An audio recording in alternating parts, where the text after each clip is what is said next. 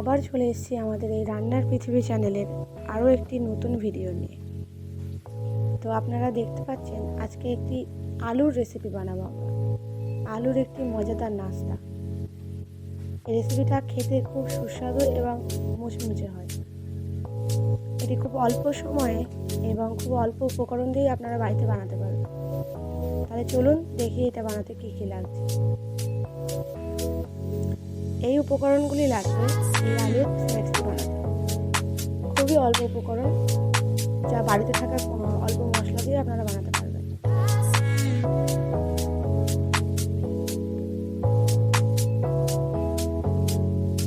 প্রথমেই লাগছে আলু, এরপর লবণ, জিরে গুঁড়ো, হলুদ গুঁড়ো, লঙ্কার গুঁড়ো, গোলমরিচ গুঁড়ো, কাঁচা লঙ্কা, কর্নফ্লাওয়ার, সাদা তেল।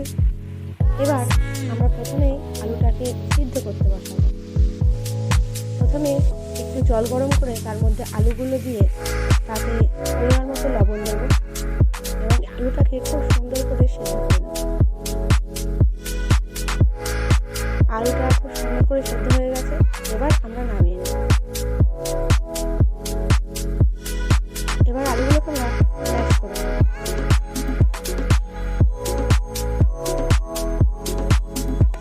এবার আলুর ভিতরে এই সমস্ত রকমের মশলাগুলো দিয়ে দেবো, যেমন লবণ, হলুদ, জিরে গুঁড়ো, লঙ্কার গুঁড়ো, গোলমরিচ গুঁড়ো, কাঁচা লঙ্কা কুচি এবং কর্নফ্লাওয়ার। এবার সমস্ত জিনিসটা দিয়ে খুব সুন্দর করে মাখতে হবে। মেখে ব্যালেন্স চাটুতে বেলে খুব সুন্দর করে লম্বা লম্বা করে কেটে নিতে হবে।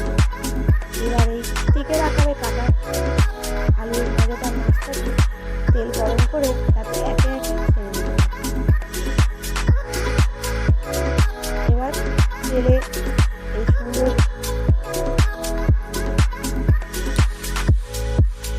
এবার এটাকে সুন্দর করে ভেজে নেব।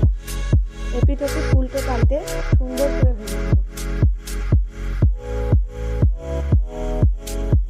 ভাজা হয়ে গেলে এবার আমরা এটাকে তুলে নেব।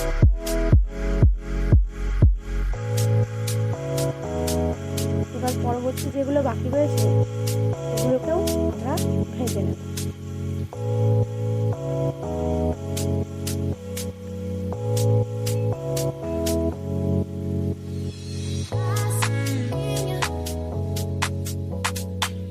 এবার আমরা সুন্দরভাবে গরম গরম সার্ভ করব, সঙ্গে একটু টমেটো কেচাপ রাখবো। এটা খেতে খুবই সুস্বাদু হয় এবং খুব অল্প সময় এবং অল্প উপকরণ দিয়ে আপনারা বানাতে পারবেন। আপনারা সকলে বাড়িতে একবার ট্রাই করে দেখবেন এবং আমাকে অবশ্যই কমেন্ট করে জানাবেন কেমন হয়েছে। তাহলে আজকের রেসিপিটা এই পর্যন্তই। আপনার যদি ভালো লাগে তাহলে ভিডিওটা লাইক, কমেন্ট এবং আমাদের চ্যানেলটিকে সাবস্ক্রাইব করবেন, আমাদের ভিডিওটাকে শেয়ার করবেন এবং এরকম সুন্দর রেসিপি আরও দেখতে আমাদের চ্যানেলে। আজকের জন্য বাই।